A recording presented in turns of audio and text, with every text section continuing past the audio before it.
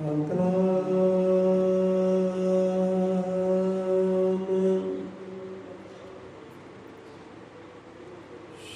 वाल्मीकि साहिब जी।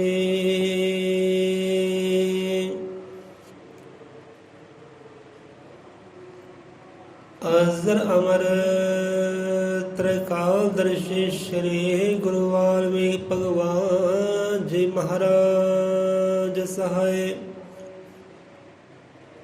सतगुरु ज्ञान ना सतगुरु हरि ना सतगुरु मलकीत ना शब्द गुरु महाराज सब जीवां दे दाता जी अंग संग सहाई होण।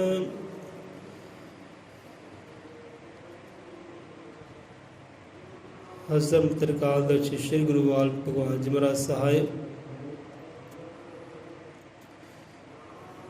सो सतगुਰਾਂ ਦੇ ਨਾਮ ਦਾ ਓਟ ਆਸਰਾ ਧਰਦਿਆਂ ਉਸ ਰੱਬ ਨੂੰ ਚੇਤੇ ਕਰਦਿਆਂ ਸੋ ਅੱਜ ਦੀ ਵਿਚਾਰ ਕਥਾ ਕਹਾਣੀ ਆਰੰਭ ਕਰਦੇ ਹਾਂ। ਬੋਲੇ 100 ਰੁਪਏ ਅਜ਼ਮ त्रिकालदर्शी सृष्टि करता आदि कवि जगत गुरु वाल्मीकि दयावान जी की जय। संता भगता की जय। सतगुर ਦੇ ਸ਼ਰਧਾਲੂਆਂ ਦੀ ਸਦਾ ਸਦਾ ਸੰਸਾਰ ਚੋ ਜੈ।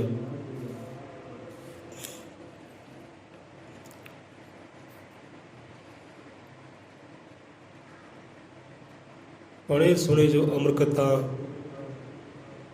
देकर पूरा ध्यान उन पर दाता वाल्मीकि जी होते हैं दयावान। तो संगत जियो जय गुरुदेव जय गुरुदेव धन गुरुदेव जय वाल्मीकि। सो पढ़े सुने जो अमर कथा देकर पूरा ध्यान सो अरदास ਦੇ ਵਿਚਾਰ ਪਹਿਲਾਂ ਵੀ ਆਪਾਂ ਕਰ ਚੁੱਕੇ ਹਾਂ। ਸੋ ਫਿਰ ਕਹਿਣਾ ਚਾਹਾਂਗੇ ਕਿ ਇੱਥੇ ਬਾਣੀ ਦੀ ਗੱਲ ਆਈ ਹੈ ਕਿ ਬਾਣੀ ਪਾਈ ਪੜ੍ਹਨ ਵਾਲਾ ਮਨ ਨੂੰ ਟਿਕਾ ਕੇ ਪੜ੍ਹਨਾ ਕਰੇ, ਮਨ ਨੂੰ ਇਕਾਗਰ ਕਰਕੇ ਪੜ੍ਹਨਾ ਕਰੇ। ਹੁਣ ਗੱਲ ਇਹ ਵੀ ਹੈ ਕਿ ਮਨ ਨੂੰ ਇਕਾਗਰ ਕਰਕੇ ਪੜ੍ਹਨਾ ਕਰੇ, ਟਿਕਾ ਕੇ ਪੜ੍ਹਨਾ ਕਰੇ, ਤਾਂ ਇਹ ਵੀ ਗੱਲ ਗਲਤ ਹੈ। ਕਿਉਂਕਿ ਜੇ ਮਨ ਟਿਕਦਾ ਹੈ, ਮਨ ਇਕਾਗਰ ਆਉਂਦਾ ਹੈ, ਉਹ ਬਾਣੀ ਪੜ੍ਹ ਕੇ ਹੀ ਆਉਂਦਾ ਹੈ, ਬਾਣੀ ਵਿਚਾਰ ਕੇ ਆਉਂਦਾ ਹੈ। ਯਾਨੀ ਕਿ ਪਹਿਲਾਂ ਮਨ ਟਿਕਾਇਆ, ਪਹਿਲਾਂ ਮਨ ਇਕਾਗਰ ਕੀਤਾ, ਫਿਰ ਪੜ੍ਹਨ ਲੱਗੇ, ਨਹੀਂ।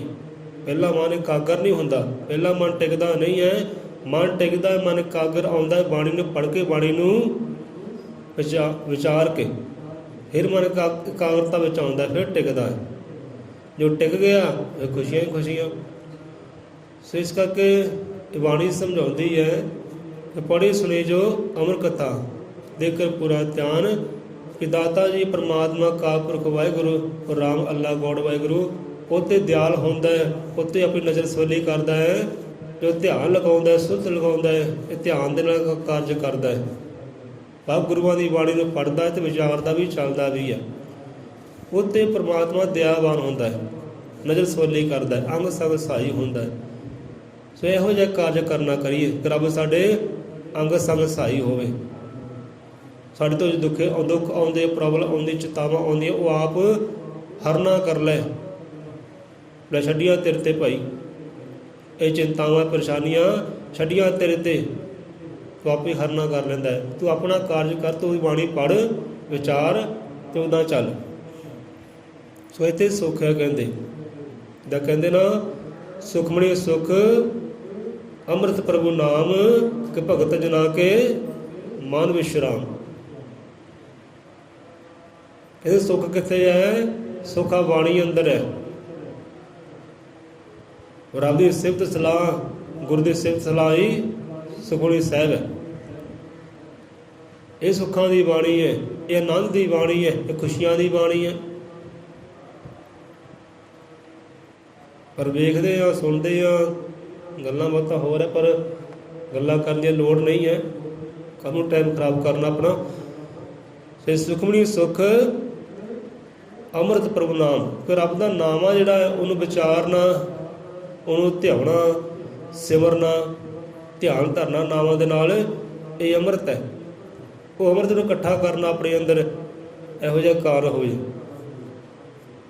ਸੁਖਮਣੀ ਸੁੱਖ ਅੰਮ੍ਰਿਤ ਪ੍ਰਭੂ ਨਾਮ ਭਗਤ ਜਨਾ ਕੇ ਮਨ ਵਿਸ਼ਰਾਮ ਕੇ। ਬਾਣੀ ਦਾ ਵਿਸ਼ਰਾਮ ਕਿੱਥੇ ਹੈ? ਭਗਤਾਂ ਦੇ ਹਿਰਦੇ ਅੰਦਰ, ਮਨ ਦੇ ਅੰਦਰ।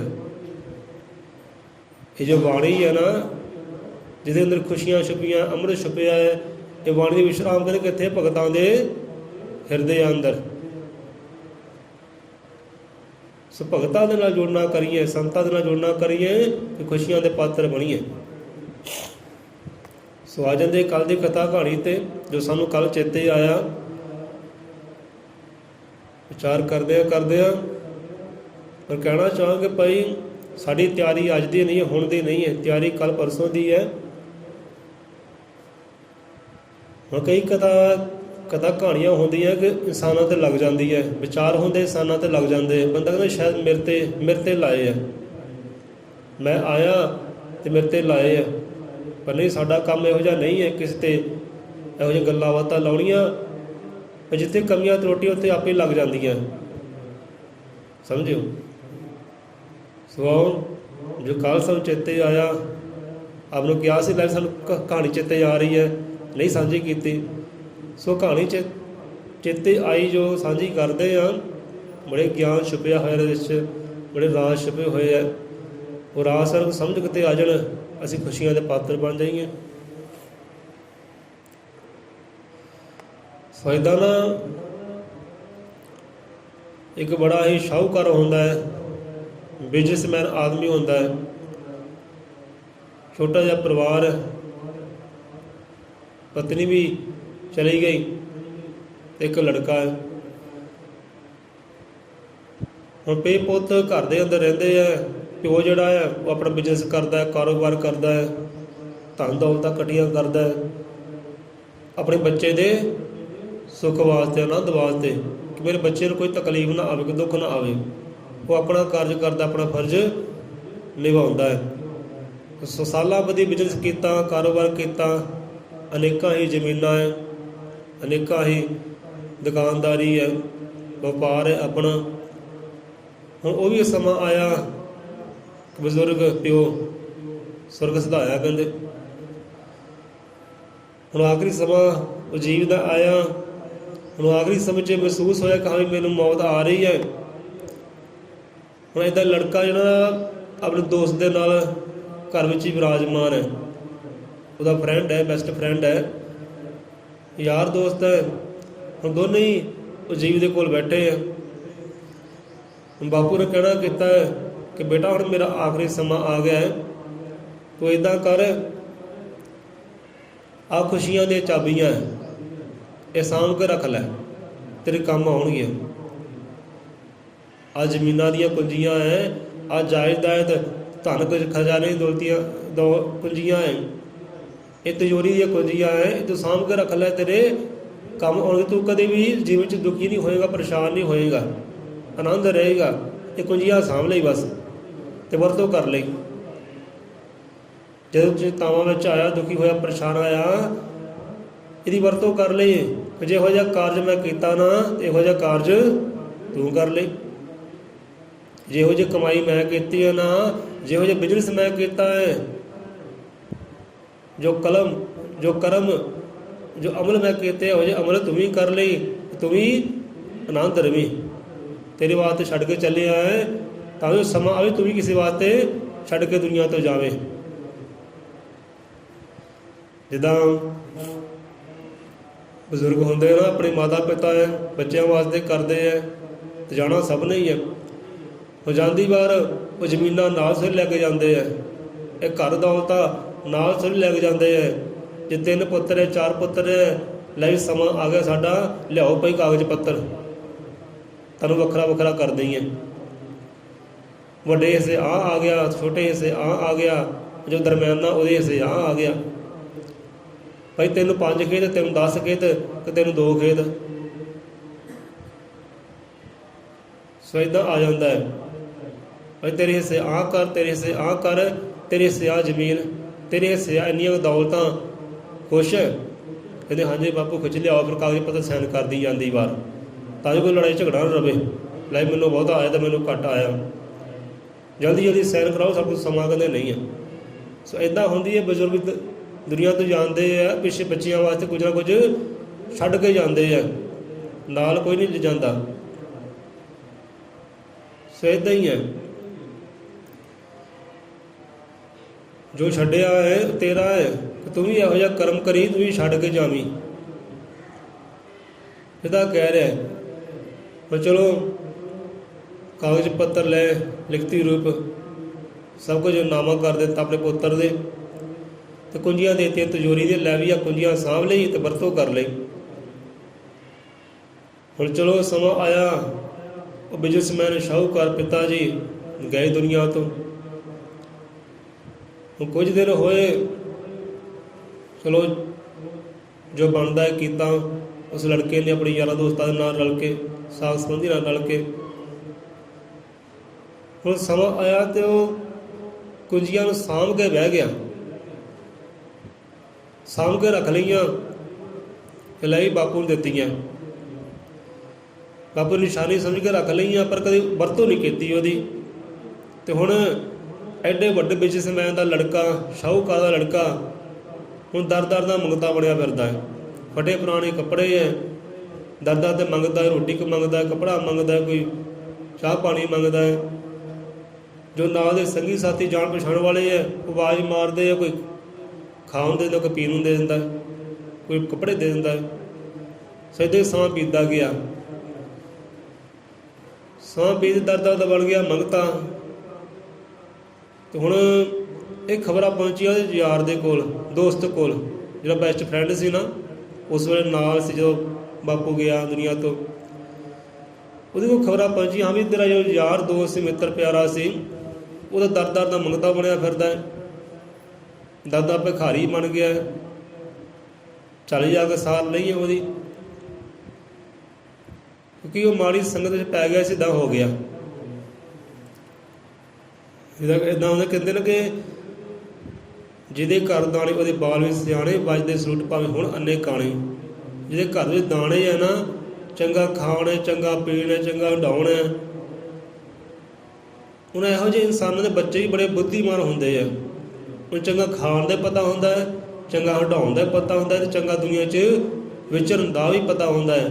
ਕੋਈ ਇਹਦਾ ਇਹੋ ਜਿਹਾ ਵਿਰਲਾ ਹੁੰਦਾ ਜਿਹਨੂੰ ਨਹੀਂ ਪਤਾ ਹੁੰਦਾ ਕਿ ਖਾਣਾ ਕਿੱਦਾਂ, ਪੀਣਾ ਕਿੱਦਾਂ, ਵਿਚਰਨਾ ਕਿੱਦਾਂ। ਸਭ ਕੁਝ ਉਹਦੇ ਕੋਲ ਹੁੰਦਾ ਹੈ, ਦੌਲਤਾਂ ਕੋਲ ਹੁੰਦੀ ਹੈ ਵਰਤੋਂ ਕਰਨ ਵਾਸਤੇ, ਪਰ ਉਹ ਸਮਝ ਨਹੀਂ ਹੁੰਦੀ। ਜਗਤ ਦੇਖੇ ਤੁਸੀਂ ਇਹੋ ਜਿਹੇ ਹੈ ਜੀਵ, ਮਾਈ ਬਾਪ ਕੋ ਬੇਅੰਤ ਪੜ੍ਹਾਰੇ ਹੈ, ਧਨ ਦੌਲਤ ਜ਼ਮੀਨਾਂ ਹੈ, ਪਰ ਬੱਚੇ ਇਹੋ ਜਿਹੇ ਨਿਕਲਦੇ ਹੈ, ਉਹ ਵਰਤੋਂ ਨਹੀਂ ਕਰਨੀ ਆਉਂਦੀ ਉਹਨਾਂ ਖੁਸ਼ੀਆਂ ਦੀ, ਤੇ ਦਰ ਦਰ ਦੇ ਬਣ ਜਾਂਦੇ ਹੈ ਮੰਗਤੇ ਭਿਖਾਰੀ, ਤੇ ਜੀਵਨ ਇਹਦੇ ਭੰਗ ਦੇ ਪੜੇ ਉਹਨਾਂ ਦਾ ਚਲਾ ਜਾਂਦਾ ਹੈ। ਬੁਰੀ ਸੰਗਤ 'ਚ ਪੈ ਕੇ ਸਮੇਂ ਤੋਂ ਪਹਿਲੇ ਦੁਨੀਆ ਤੋਂ ਚਲੇ ਜਾਂਦੇ ਹੈ। ਸੋ ਇੱਥੇ ਉਹੀ ਹਾਲ ਹੈ, ਦਰ ਦਰ ਦਾ ਬਣਿਆ ਮੰਗਤਾ, ਪਰ ਜਿਹੜੀਆਂ ਕੁਝੀਆਂ ਬਾਪੂ ਨੇ ਦਿੱਤੀਆਂ ਸੀ, ਜੋ ਖੁਸ਼ੀਆਂ ਬਾਪੂ ਨੇ ਦਿੱਤੀਆਂ ਸੀ, ਉਹਨੂੰ ਕਦੇ ਵਰਤਿਆ ਹੀ ਨਹੀਂ। ਉਹ ਖਬਰਾਂ ਪਹੁੰਚੀਆਂ ਦੋਸਤ ਦੇ ਕੋਲ। ਹੁਣ ਦੋਸਤ ਆਇਆ, ਹਾਲ ਦੇਖਿਆ, ਤੇਰੇ ਤਾਂ ਭਾਈ ਬੜੇ ਮੰਦੇ ਹਾਲ ਹੈ। ਮੰਦੇ ਹਾਲ ਕਾਹਤੋਂ ਹੈ? ਬਾਪੂ ਦੇ ਕੋਲ ਇੰਨੀਆਂ ਖੁਸ਼ੀਆਂ ਦੇ ਭੰਡਾਰੇ ਸੀ, ਭੰਡਾਰੇ ਸਾਰੇ ਤੇਰੇ ਲਿਖੇ ਲਾਏ ਹੈ, ਤੈਨੂੰ ਦਿੱਤੇ, ਅਰਪਣ ਕੀਤੇ, ਭੇਟਾ ਕੀਤੇ ਹੈ। ਉਹਨਾਂ ਭੰਡਾਰੇ ਦੇ ਕੁੰਜੀਆਂ ਖੋਲ ਲੈ ਤੇ ਖੋਲ, ਆਨੰਦ ਮਾਣ। ਹਾਂਜੀ ਭਾਈ, ਬਾਪੂ ਨੂੰ ਕੁੰਜੀਆਂ ਦਿੱਤੀਆਂ ਸੀ, ਕਿੱਥੇ ਹੈ? ਕਹਿੰਦਾ ਕੁੰਜੀਆਂ ਭਾਈ ਮੈਂ ਤਾਂ ਸਾਂਭ ਕੇ ਰੱਖੀਆਂ,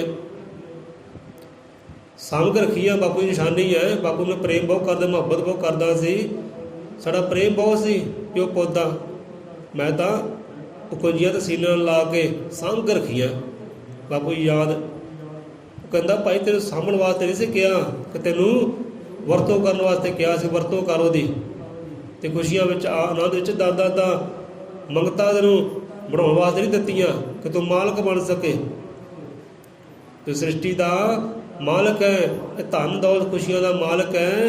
ਤੂੰ ਖੁਸ਼ੀਆਂ ਦਾ ਮਾਲਕ ਬਣ ਕੇ ਬਹਿ, ਭਿਖਾਰੀ ਬਣ ਕੇ ਨਾ ਬਹਿ। ਤੈਨੂੰ ਇਸ ਵਾਸਤੇ ਕੁੰਜੀਆਂ ਦਿੱਤੀਆਂ ਸੀ। ਕਿੱਥੇ ਕੁੰਜੀਆਂ? ਕਹਿੰਦੇ ਭਾਈ ਆਓ ਉੱਥੇ ਰੱਖੀਆਂ ਸਾਂਭ ਕੇ, ਚੱਲ ਫਿਰ ਕਹਿੰਦੇ ਕਿ ਚੱਲ ਕਹਿੰਦੇ ਕੁੰਜੀਆਂ ਲਈਏ, ਤਿਜੋਰੀ ਖੋਲੀਏ, ਖੁਸ਼ੀਆਂ ਵਾਲੀ ਤੇ ਮੌਜਾਂ ਮਾਣੀਏ। ਦਾਦਾ ਮੰਗਤਾ ਕਿਉਂ ਬਣਿਆ ਫਿਰਦਾ ਹੈ, ਭਿਖਾਰੀ ਕਿਉਂ ਬਣਿਆ ਫਿਰਦਾ ਹੈ? ਤਿਜੋਰੀ ਖੋਲ, ਕੁੰਜੀ ਲਗਾ ਤੇ ਖੁਸ਼ੀਆਂ ਮਾਣ। ਦੋਸਤ ਨੇ ਬਾਂਹ ਫੜੀ, ਲੈ ਗਿਆ ਉਧਰ ਜਿੱਧਰ ਤਿਜੋਰੀ ਹੈ। ਹੁਣ ਕੁੰਜੀਆਂ ਕੱਢੀਆਂ, ਕੁੰਜੀਆਂ ਲਾਈਆਂ, ਖੁਸ਼ੀਆਂ ਦੀ ਹੁਣ ਤਿਜੋਰੀ ਖੋਲ੍ਹੀ, ਧਨ ਦੌਲਤਾਂ ਦੀ ਤਿਜੋਰੀ ਖੋਲ੍ਹੀ। ਹੁਣ ਚੰਗੇ ਕੱਪੜੇ ਪਾਏ, ਚੰਗਾ ਖਾਧਾ, ਚੰਗਾ ਪੀਤਾ।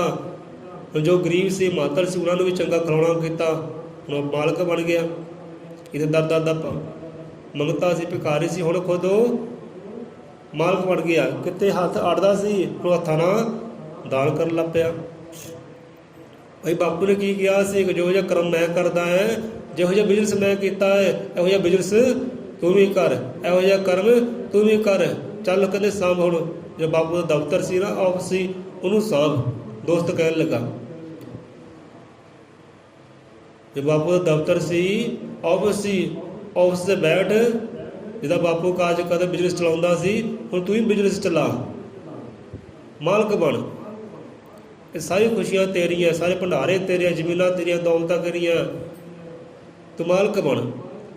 ਫਿਰ ਦੋਸਤ ਨੇ ਸਮਝਾਇਆ, ਸਮਝ ਆਈ। ਫਿਰ ਉਹ ਭਿਖਾਰੀ ਤੋਂ ਫਿਰ ਮਾਲਕ ਬਣ ਗਿਆ ਅਤੇ ਕੁੰਜੀਆਂ ਦੀ ਵਰਤੋਂ ਕੀਤੀ, ਜਿਹੜੀਆਂ ਕੁੰਜੀਆਂ ਬਾਪੂ ਨੂੰ ਦਿੱਤੀਆਂ ਸੀ ਖੁਸ਼ੀਆਂ ਦੀਆਂ। ਸਿੱਧਾ ਹੀ ਉਹੀ ਗੱਲ 'ਤੇ ਆ ਜਾਈਏ ਕਿ ਜਿੱਦਾਂ ਹੁਣ ਇੱਥੇ ਬਾਪੂ ਕੌਣ ਹੈ, ਦੋਸਤ ਕੌਣ ਹੈ, ਅਤੇ ਭਿਖਾਰੀ ਕੌਣ ਹੈ? ਇਹ ਗੱਲ 'ਤੇ ਕਰੀਏ ਵਿਚਾਰ। ਹੁਣ ਬਾਪੂ ਇੱਥੇ ਉਹ ਪਰਮਾਤਮਾ ਹੈ, ਸਭ ਤੋਂ ਵੱਡਾ ਸ਼ਾਹੂਕਾਰ ਤਾਂ ਉਹੀ ਹੈ, ਸਭ ਤੋਂ ਵੱਡਾ ਬਿਜ਼ਨਸਮੈਨ ਤਾਂ ਉਹੀ ਹੈ।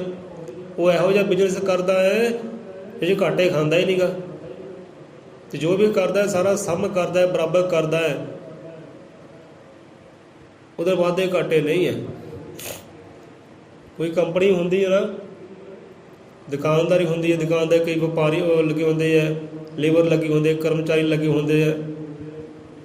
ਹੁਣ ਦੇਖੋ ਬਿਜ਼ਨਸਮੈਨ ਦੀ, ਦੇਖੋ ਜਿਹੜਾ ਬਿਜ਼ਨਸਮੈਨ ਹੈ, ਹੁਣ ਜਿੱਦਾਂ ਜਿੱਦਾਂ ਕਿਸੇ ਦੇ ਕਰਮ ਹੈ, ਜਿੱਦਾਂ ਜੇ ਕਿਸੇ ਦਾ ਸੁਭਾਅ ਹੈ, ਜਿੱਦਾਂ ਜਿੱਦਾਂ ਕਿਸੇ ਦੀ ਮਿਹਨਤ ਹੈ, ਉੱਦਾਂ ਉੱਦਾਂ ਦਾ ਉਹਨੂੰ ਫਲ ਵੀ ਦਿੰਦਾ ਹੈ।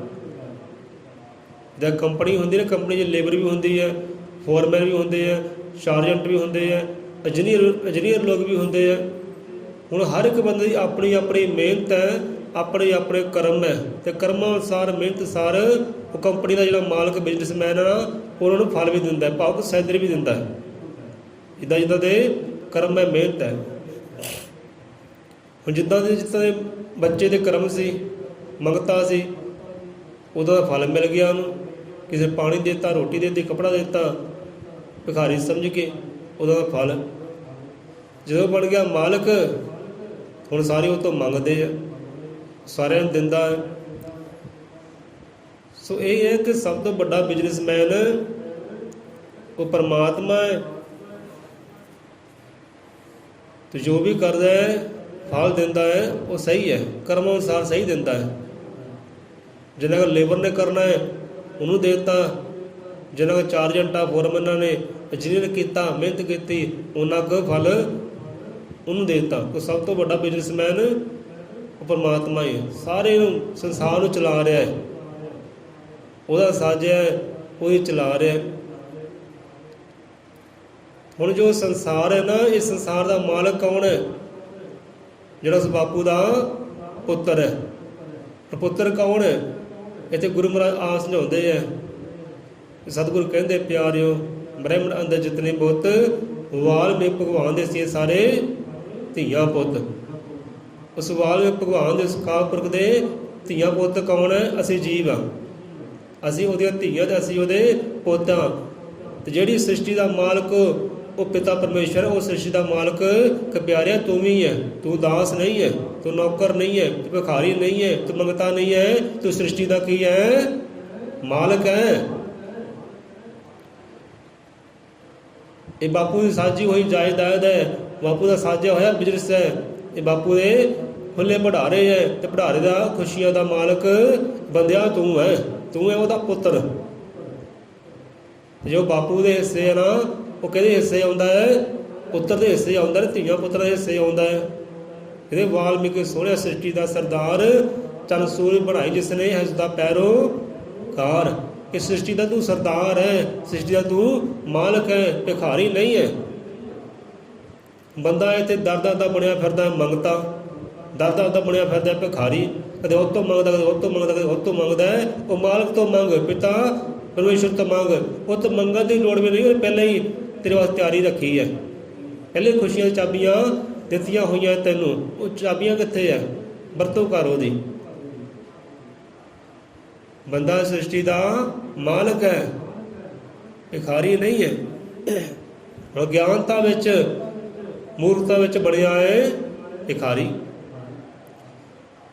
जिहड़ियां कुंजियां दित्तियां सी उस पिता परमेश्वर ने भावें अपना नाम दिता सी, शब्द दिता सी, वो कुंजियां कित्थे है भाई? मैं तो सांभियां, कित्थे है? किते हिरदे अंदर। किसी ने पुछना हाँ भी गुरु का शब्द कित्थे, रब दा नाम कित्थे है? हिरदे अंदर।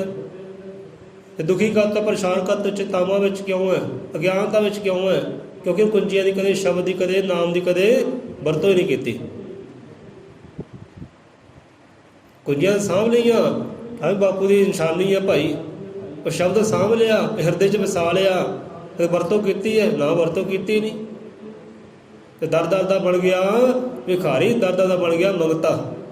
वो मालक हो गया गुलाम, चीज़ चीज़ का हो गया मोहताज, जिहड़ा कदे मालक सी, सरदार सी। सरदार साजिया परमात्मा ने, मालक साजिया परमात्मा ने कि जो मेरा है वो तेरा है। पिता परमेश्वर कहता है कि जो मेरा है ना, जो मैं कमाया है, ये पुत्रा तेरा ही है, तू ही ਇਹਦਾ सरदार है, तू ही ਇਹਦਾ मालक है, तू भिखारी नहीं है, ये तेरे हिस्से ही होना है। बंदा इस कुल कायनात का मालक है भाई।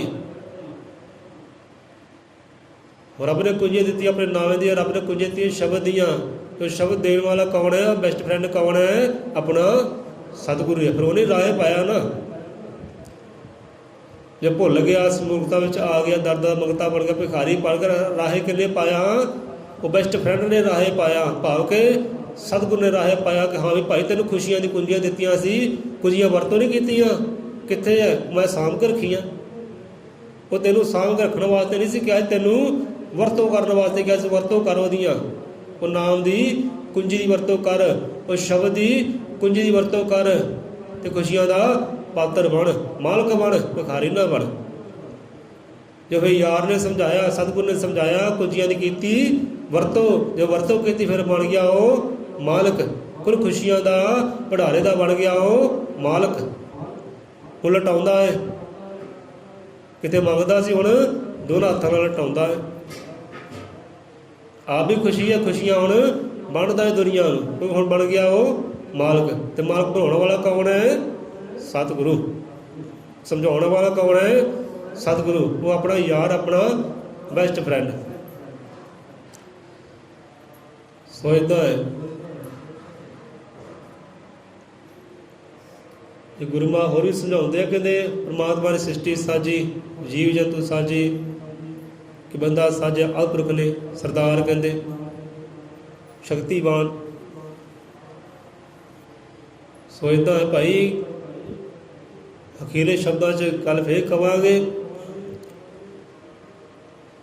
परमात्मा सबना दा पिता परमेश्वर है, ये जीव सारे उहदे धीआं पुत्तर है, ते खुशियां दी चाबियां रब ने बंदे नूं दित्तियां, नर नारी नूं दित्तियां। तो चाबियां सतगुर दे कोल है, सतगुर को चाबियां लईए तो खुशियां दे पात्र बणीए, वो तो तिजोरियां खोलीए, वो लॉक खोलीए। गल इत्थे ये भी है कि बंदा खुशियां चाबियां दा हर भालदा है, मेरे खुशियां दियां चाबियां मिल जाण, खुशियां दियां कुंजियां मिल जाण।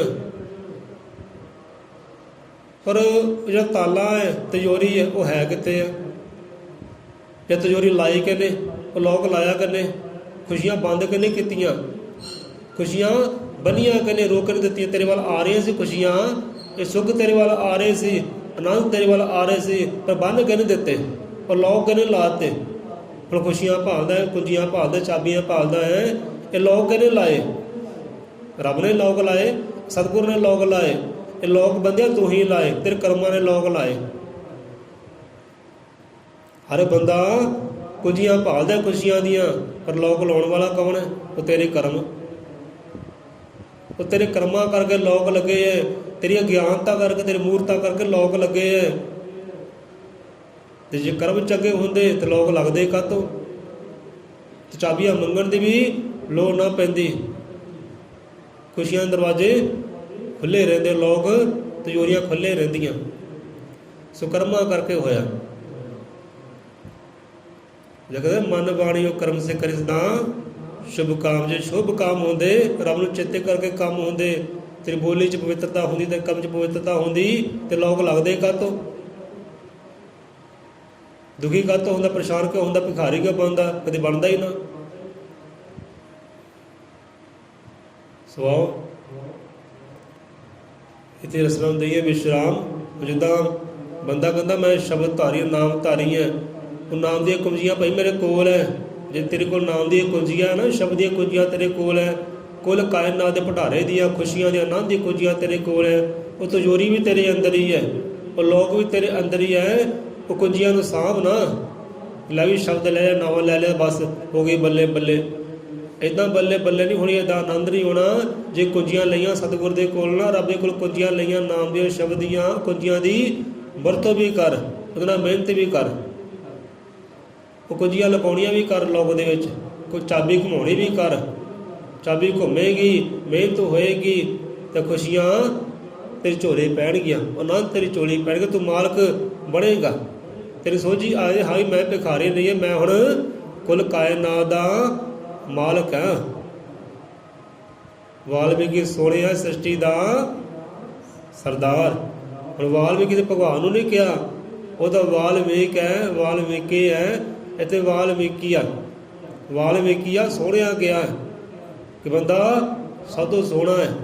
ਸੋਹਣਾ ਤਾਂ ਪੱਗ ਚੰਗਾ ਹੈ, ਇਹ ਗੁਣਾਂ ਨਾਲ ਭਰਿਆ ਹੋਇਆ ਹੈ, ਉਹ ਆਨੰਦ ਦੇ ਨਾਲ ਭਰਿਆ ਹੋਇਆ ਹੈ, ਪਰ ਅਗਿਆਨਤਾ ਕਰਕੇ ਦੁਖੀ ਹੈ, ਪਰੇਸ਼ਾਨ ਚਿਤਾਵਾਂ ਵਿੱਚ ਹੈ। ਸਾਰੀ ਗੱਲ ਅਗਿਆਨਤਾ ਦੀ ਹੈ, ਸਾਰੀ ਗੱਲ ਅਗਿਆਨਤਾ ਦੀ ਹੈ।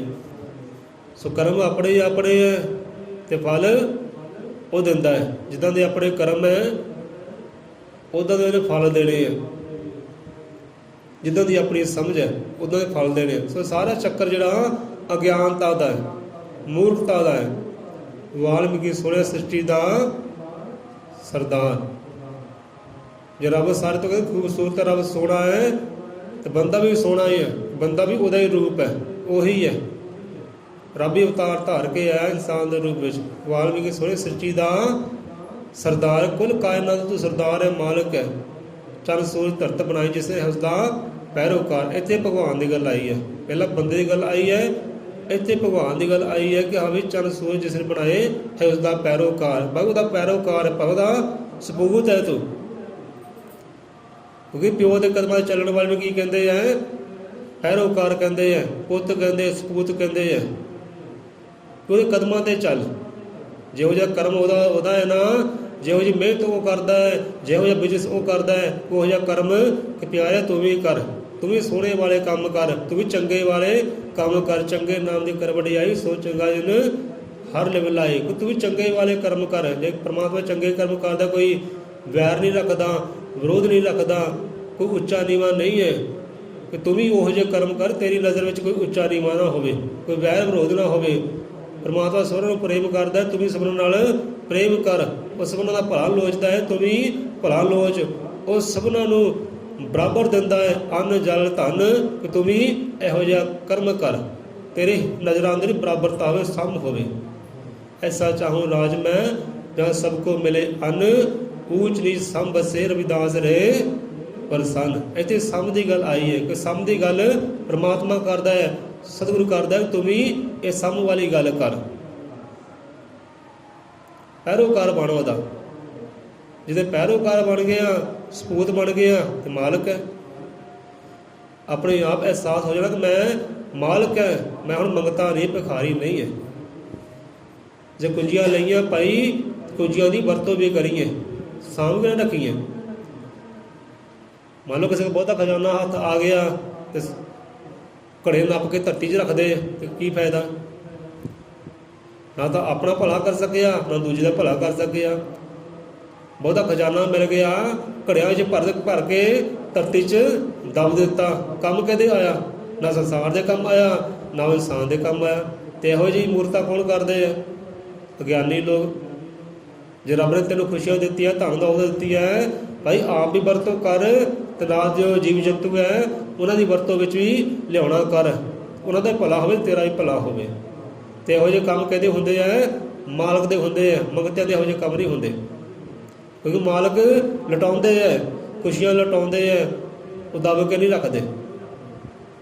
ਸੋ ਆਓ ਬੋਲੇ ਸੌਂਦਰ ਪੈ ਅਜ਼ਮ ਤ੍ਰਿਕਾਲ ਚ ਸ੍ਰਿਸ਼ਟੀ ਕਰਤਾ, ਵਾਲਮੀਕ ਦਇਆਵਾਨ ਜੀ ਕੀ ਜੈ। ਸੋ ਕੱਲ੍ਹ ਦਿਹਾੜਾ ਕਿਹਦਾ ਭਾਈ? ਕਦਾ? ਸੰਗਰਾਂਦ ਦਾ। ਮਾਤਾ ਜੀ ਕਦਾ ਹੈ? ਕੱਲ੍ਹ ਦਿਹਾੜਾ ਕਦਾ?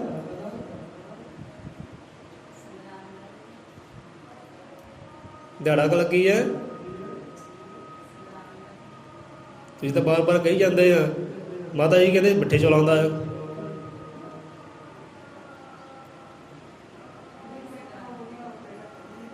ਇਹ ਕੀ ਹੈ? ਇਹਨੂੰ ਕੀ ਕਹਿੰਦੇ ਆ? ਅਗਿਆਨਤਾ। ਤੇ ਇਹੋ ਜਿਹੀ ਅਗਿਆਨਤਾ ਕੌਣ ਕਰਦੇ ਆ? ਤੁਸੀਂ ਆਪ ਹੀ ਸਮਝ ਲਓ। ਹੁਣ ਗੁਰੂ ਦਰਗਾਹ 'ਚ ਇਹੋ ਜਿਹੀਆਂ ਬਾਜ਼ੀਆਂ ਨਹੀਂ ਹੈ। ਨਹੀਂ ਤਾਂ ਸਾਡੇ ਕੋਲ ਪਰਚੀ ਪਈ ਨਾ, ਤੇ ਕਿਤਾਬ ਪਈ ਹੈ, ਇਹ 'ਤੇ ਲਿਖਿਆ ਕੀ ਹੈ? ਸੰਗਰਾਂਦ ਲਿਖਿਆ ਹੈ। ਜੇ ਇੱਕ ਔਰਤ ਆਉਂਦੀ ਹੈ, ਉਹਨੇ ਪੜ੍ਹਨਾ ਕੀ ਹੈ? ਮਿੱਠੇ ਚੌਲ। ਜੋ ਲਿਖਿਆ ਉਹੀ ਪੜ੍ਹਨਾ ਹੈ ਨਾ। ਉਹ ਸੰਗਰਾਂਦ ਲਿਖਿਆ, ਔਰਤ ਹੀ ਸੰਗਰਾਂਦ ਪੜ੍ਹੇਗੀ ਨਾ। ਜੇਕਰ ਬੰਦਾ ਆ ਗਿਆ, ਉਹ ਕੀ ਪੜ੍ਹੇਗਾ? ਸੰਗਰਾਂਦ ਪੜ੍ਹੇਗਾ। ਨਹੀਂ ਤਾਂ ਔਰਤ ਕੀ ਕਹਿੰਦੇ ਭਾਈ ਮਿੱਠੇ ਚੌਲ ਹੈ। ਆਪਾਂ ਸੰਗਰਾਂਦ ਨਹੀਂ ਕਹਿਣਾ, ਜੀਭ ਟੇਢੀ ਹੋ ਜਾਏਗੀ। ਸਾਡੇ ਵਾਸਤੇ ਕਹਿਣਾ ਉੱਤਮ ਨਹੀਂ ਹੈ, ਇਹ ਬੰਦਾ ਕਵੇ। ਤੇ ਇਹੋ ਜਿਹੀਆਂ ਵੰਡ ਵਿਤਕਰੀਆਂ ਕਿਹਨੇ ਕੀਤੀਆਂ? ਕਿਹਨੇ ਪਾਈਆਂ? ਰੱਬ ਨੇ ਪਾਈਆਂ, ਸਤਿਗੁਰ ਨੇ ਪਾਈਆਂ ਤਾਂ ਨਹੀਂ। ਇਹ ਛੱਡੋ ਭਾਈ ਇਹ ਚੀਜ਼ ਨੂੰ। ਜੇ ਬੰਦਾ ਸੰਗਰਾਂਦ ਕਹਿ ਸਕਦਾ, ਔਰਤ ਵੀ ਸੰਗਰਾਂਦ ਕਹਿ ਸਕਦੀ ਹੈ। ਗੁਰੂ ਘਰਾਂ 'ਚ ਜਾਓ, ਗੁਰੂ ਸਿੱਖਾਂ ਕੋਲ ਜਾਓ, ਕਿ ਉਹ ਵੀ ਇੱਦਾਂ ਪਖੰਡ ਕਰਦੇ ਕਿ ਨਹੀਂ ਕਰਦੇ?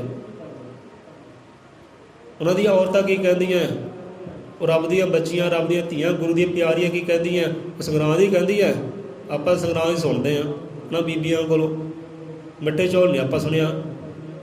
ਕਿ ਸਿੱਖਾਂ ਦੀਆਂ, ਗੁਰਾਂ ਦੀਆਂ ਸਿੱਖਣੀਆਂ ਹੈ ਨਾ, ਉਹ ਸੰਗਰਾਂਦ ਹੀ ਕਹਿੰਦੀਆਂ। ਜਿਹੜੇ ਗੁਰੂ ਦੇ ਸਿੱਖ ਨਹੀਂ ਹੈ ਨਾ, ਉਹ ਬਰਹਿਦਾ ਚੱਕਰਾਂ 'ਚ ਪੈ ਜਾਂਦੇ ਆ। ਸੋ ਇਹ ਗਿਆਨਤਾ ਭਾਈ ਛੱਡੋ, ਅਗਿਆਨਤਾ ਛੱਡੋ, ਜਿਉਂਦੇ ਜੀ ਛੱਡੋ। ਮਰਨ ਤੋਂ ਬਾਅਦ ਛੱਡਣੀਆਂ ਹੈ, ਜਿਉਂਦੇ ਜੀ ਚੀਜ਼ਾਂ ਛੱਡਣੀਆਂ ਕਰੋ। ਵਿਸ਼ਵਾਸ ਰੱਖੋ, ਪ੍ਰੇਮ ਰੱਖੋ ਆਪਣੇ ਪਿਆਰ ਦੇ ਨਾਲ, ਉਸ ਸਤਿਗੁਰ ਦੇ ਨਾਲ। ਕਿ ਸਭ ਕੁਝ ਉੱਤਮ ਹੀ ਹੈ, ਕੋਈ ਮਾੜਾ ਨਹੀਂ ਹੈ। ਬੰਦੇ ਦੀ ਸੋਚ ਹੀ ਮਾੜੀ ਹੁੰਦੀ ਹੈ, ਸਮਝ ਹੀ ਮਾੜੀ ਹੁੰਦੀ ਹੈ।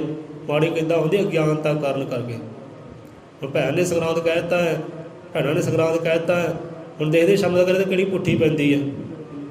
ਦੱਸ ਦਿਓ ਸਾਨੂੰ, ਜੇ ਪੁੱਠੀ ਕੋਈ ਪਏਗੀ ਤਾਂ। ਜੇ ਕਰਮ ਕੋਈ ਉਲਟਾ ਹੋਏਗਾ ਨਾ, ਸਾਨੂੰ ਦੱਸ ਦਿਓ।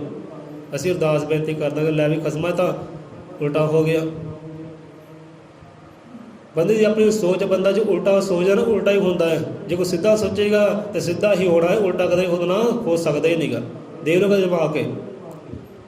ਤੁਸੀਂ ਕਹਿ ਦਿਓ ਮੈਂ ਮਿੱਠੇ ਚੌਲ ਸੰਗਰਾਂਦ ਕਿਹਾ ਹੈ, ਮੇਰਾ ਸ਼ਾਮਾਂ ਤੱਕ ਕੋਈ ਕਿਹੜੀ ਬਿਮਾਰੀ ਪੈਦਾ ਹੋਣੀ ਹੈ? ਕਿ ਤੁਹਾਡਾ ਬਿਮਾਰੀ ਪੈਦਾ ਹੋ ਹੀ ਜਾਣੀ ਹੈ। ਜਾਂ ਸਿਰ ਦੁਖੇਗਾ, ਲੱਤ ਦੁਖੇਗੀ, ਪੀੜਾ ਆਏਗੀ, ਜਾਂ ਤਾਪ ਚੜ੍ਹੇਗਾ, ਆਉਣਾ ਹੀ ਆਉਣਾ ਹੈ। ਕਿਉਂਕਿ ਤੁਹਾਡੀ ਸੋਚ ਹੁਣ ਇਹੋ ਜਿਹੀ ਹੋ ਗਈ ਹੈ।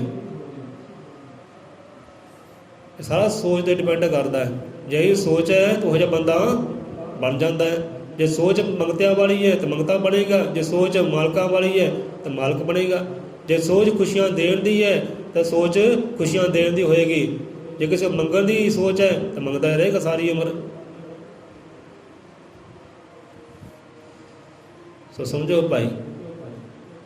ਸੋ ਆਓ ਇੰਨੀ ਕੀ ਹਾਜ਼ਰ ਪ੍ਰਵਾਨ ਕਰੋ। ਤੇ ਕੱਲ੍ਹ ਦੀ ਕਥਾ ਕਹਾਣੀ ਕੱਲ੍ਹ ਦੇ ਨਾਲ ਸਾਂਝੀ ਕਰਾਂਗੇ, ਠੀਕ ਹੈ? ਤੇ ਕੱਲ੍ਹ ਦਾ ਸਤਸੰਗ ਹੋਏਗਾ ਨਾ, ਉਹੀ ਬੜਾ ਉੱਤਮ ਹੋਏਗਾ, ਬੜੀ ਸਮਝ ਵਾਲਾ ਹੋਏਗਾ। ਉਹ 'ਚ ਗਿਆਨ ਛੁਪਿਆ ਹੈ। ਕੱਲ੍ਹ ਪੁੱਛਾਂਗੇ ਤੁਹਾਨੂੰ ਭਾਈ ਕਿਹੜਾ ਇੱਥੇ ਆਸ਼ਿਕ ਹੈ, ਤਾਂ ਆਸ਼ਿਕ ਕਿਹੜੇ ਹੁੰਦੇ ਹੈ, ਉਹ ਤੁਹਾਨੂੰ ਨਿਸ਼ਾਨੀਆਂ ਦੱਸਾਂਗੇ, ਠੀਕ ਹੈ? ਬੋਲੇ ਸੌਂਦਰ ਪੈ ਅਜ਼ਮ ਤ੍ਰਿਕਾਲ ਦਾ ਸ੍ਰਿਸ਼ਟੀ ਕਰਤਾ ਵਾਲਮੀਕ ਦਇਆਵਾਨ ਜੀ ਕੀ ਜੈ।